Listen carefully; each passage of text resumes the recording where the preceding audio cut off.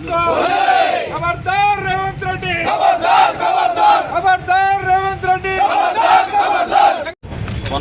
Assembly సమావేశాల్లో భాగంగా మరియు గవర్నర్ గారి ప్రసంగం మీద మా యొక్క గౌరవ మాజీ మంత్రివర్యులు సూర్యాపేట శాసనసభ్యులు మరి జగదీష్ రెడ్డి గారు మాట్లాడే క్రమంలో మరి కాంగ్రెస్ వారు మరి మన స్పీకర్ గారు వారు ఒంటితో పోకడతోని వారు తీసుకున్న నిర్ణయాన్ని తప్పుపడుతూ గత 3 రోజుల నుంచి మేము ఎన్నో కార్యక్రమాలు చేపడుతున్నాం।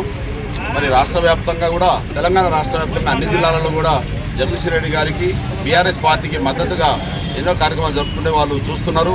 అదేవిధంగా ఎలాంటి తప్పుడు మాట మాట్లాడకుండా గౌరవంగా మీరు అని సంబోధించిన దాన్ని నువ్వు అని సంబోధించినవని కావాలని కుట్రపూరితంగా వాళ్ళు దాన్ని క్రియేట్ చేసి రాష్ట్ర ప్రజల్ని పంపబెట్టాలని చూస్తున్నారు। కానీ రాష్ట్ర ప్రజలు అంత పిచ్చి వాళ్ళు కాదు, అంత తెలివి తక్కువ వాళ్ళు గారు, అన్ని గమనిస్తున్నారు।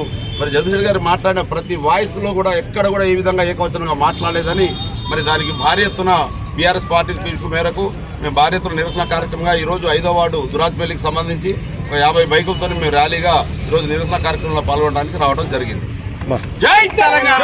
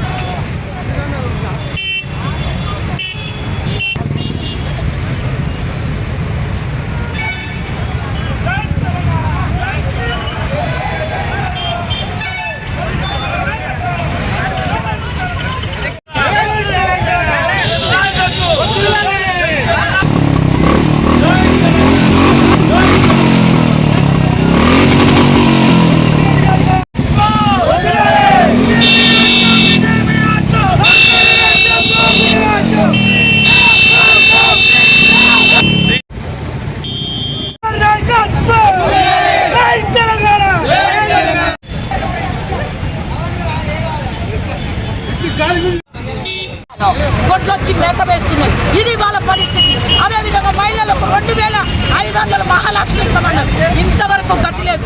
₹1,00,000 పాటు తులా బంగారం ఇస్తామన్నారు, ఇంతవరకు గతి లేదు। స్కూటీలు ఇస్తామన్నారు, గతి లేదు। ఆ యువతకు వృత్తి ఇస్తామన్నారు, గతి లేదు। ఇవన్నీ కూడా ఏది నెరవేర్చిరు మీరు? ఏది నెరవేర్చిరు?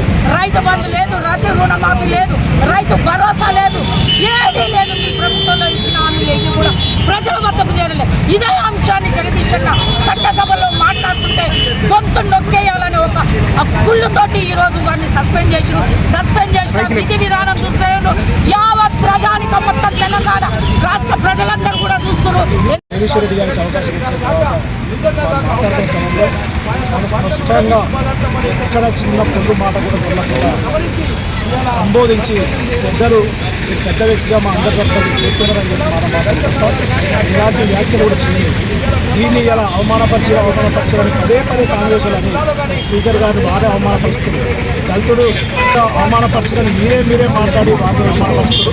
అసలు ఏ రకంగా అవమానపరచలేదు వరకు మీరు జగదీశ్వర్ రెడ్డి గారి సస్పెన్షన్ ఎత్తివేసి ఇవాళ మళ్ళీ తిరిగి అసెంబ్లీకి తీసుకొని రైతుల పక్షాన మాట్లాడే నాయకుని మళ్ళీ ఆహ్వానించాల్సిందిగా గౌరవ స్పీకర్ గారికి విజ్ఞప్తి చేస్తున్నాం.